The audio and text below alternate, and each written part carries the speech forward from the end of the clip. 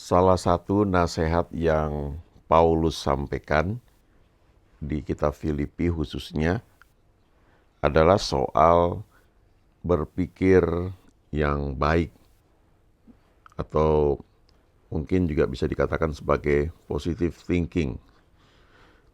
Nah, ini sebenarnya satu cara bagaimana kita untuk merubah ya mindset kita. Saya bacakan ya Filipi 4 ayat 8.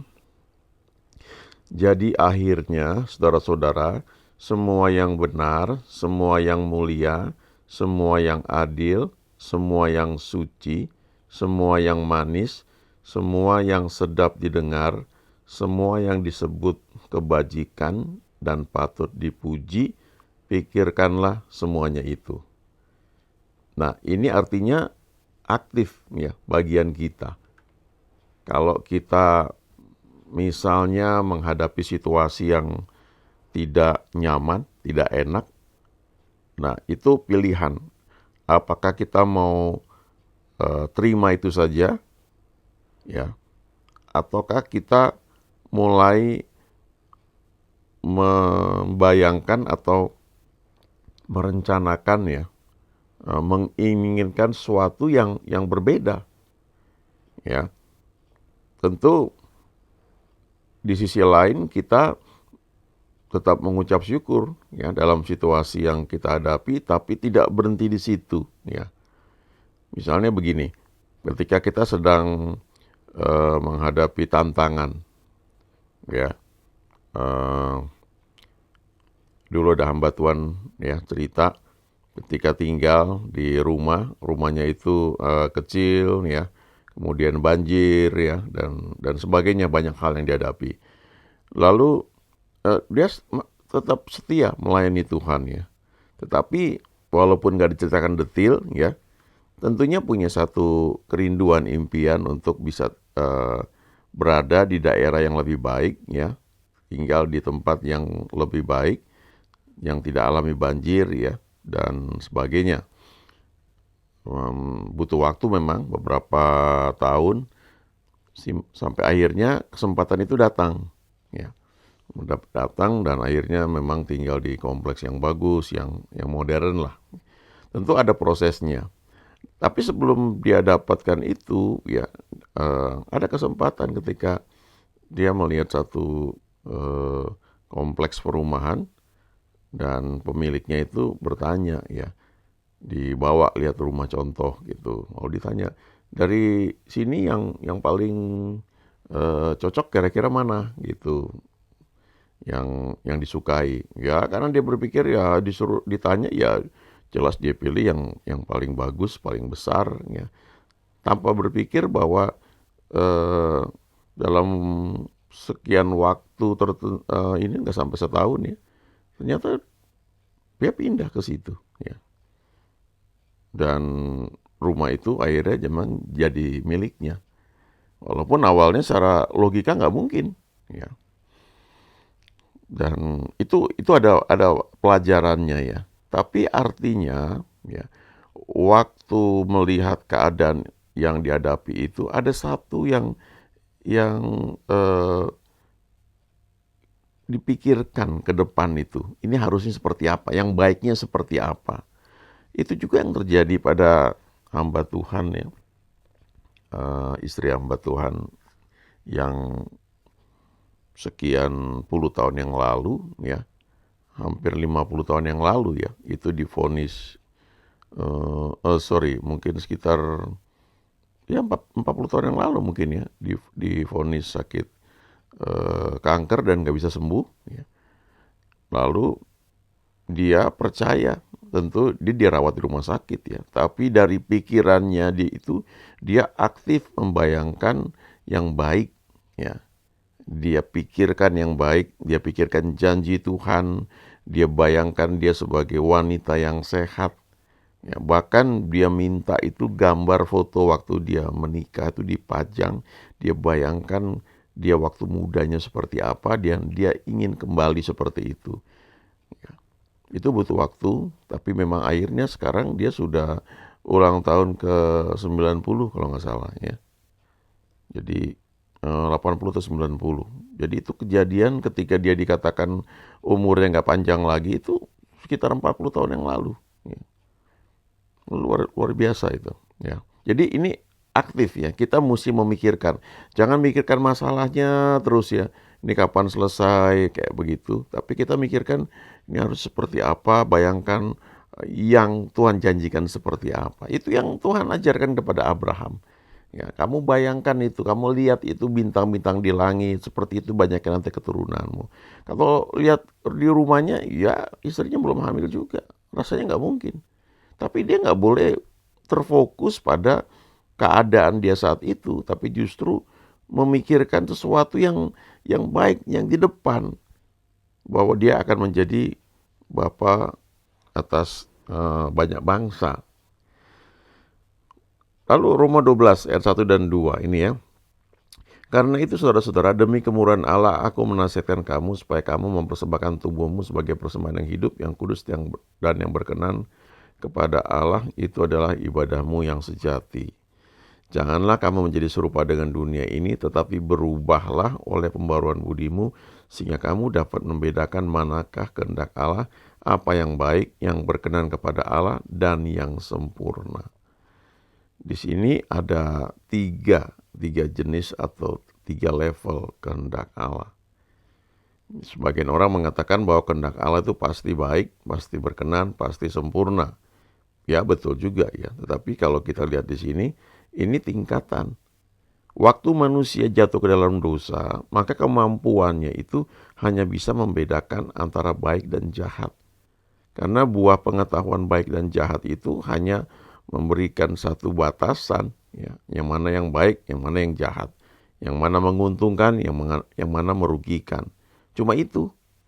Nah, di dalam dunia, ya, dalam dunia pekerjaan, namanya perusahaan itu memang mencari untung, itu bisnisnya seperti itu. Itu nggak salah. Ya, selalu dicari cara untuk membuat sesuatu lebih baik, lebih menguntungkan. Nah, yang jahat adalah kalau mengejar keuntungan tapi merugikan orang lain ya, dalam arti hal-hal yang negatif ya. Ada kan namanya bersaing secara sehat ya, tapi ada yang mengejar keuntungan tapi mengakibatkan banyak kerusakan lingkungan dan sebagainya. Itu udah jelas nggak benar ya. Nah, waktu manusia dipulihkan ya, kita ini dipulihkan percaya pada Tuhan Yesus, ada Roh Kudus dalam hidup kita. Kita itu diajar, dibawa untuk melihat tidak hanya baik dan jahat, tapi dari yang baik itu ada sebagian yang memang berkenan kepada Tuhan. Dan dari yang berkenan kepada Tuhan itu ada yang sempurna. Nah, caranya membedakan hal itu adalah kita mengizinkan Roh Kudus itu mulai merubah cara berpikir kita. Ya, berubahlah oleh pembaruan budimu. Change the way of your thinking, ya, berubahlah paradigmamu, cara berpikirmu. Tentunya awalnya adalah kita persembahkan tubuh kita sebagai persembahan yang hidup. Ya, panca indera kita ini kita gunakan dalam tuntunan Tuhan. Nontonlah hal-hal yang baik, dengarlah hal-hal yang baik. Jangan habiskan dengan melihat hal-hal yang merusak ya cara berpikir kita. Jangan nonton film yang nggak benar, ya. Jangan mengikuti siaran yang tidak benar yang memancing emosi kita. Ya, kita mesti batasi, kurangi kalau perlu, ya nggak usah nonton daripada pikiran kita jadi kotor, ya. Jadi nggak benar, ya. Terpancing emosi untuk benci satu dengan yang lain, ya. Nah, dalam pelayanan juga begitu ya. Ada yang memang baik memang, tapi dari yang baik itu ada yang berkenan kepada Tuhan, ya. Lalu ada yang sempurna dan tiap orang ini bisa beda. Mari fokus pada kehendak Tuhan yang sempurna buat kita masing-masing. Memang butuh waktu untuk belajar. Jadi ketika kita dalam dunia pelayanan, kita jauh di atas sekedar baik dan jahat, ya. Kita melayani dengan tuntunan Tuhan, itu tidak hanya baik, tapi itu berkenan dan itu menjadi hal yang sempurna.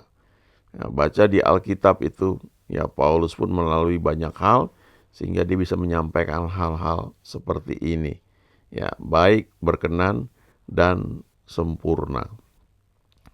Kita lihat lagi ya, eh, ini mengenai merubah cara berpikir. Ya. Dikatakan di Kisah 17 ayat 11, orang-orang Yahudi di kota itu, ini di kota Berea, mereka ini lebih baik hatinya daripada orang-orang Yahudi di Tesalonika. Kenapa? Karena mereka menerima firman itu dengan segala kerelaan hati, dan kemudian tidak berhenti di situ. Setiap hari mereka menyelidiki kitab suci untuk mengetahui apakah semuanya itu benar demikian. Jadi ada dua hal yang dilakukan ya oleh orang-orang Yahudi di kota Berea ini, sehingga mereka disebut lebih baik hatinya. Nah, waktu itu memang Paulus ya dan Silas itu kan keliling kemana-mana.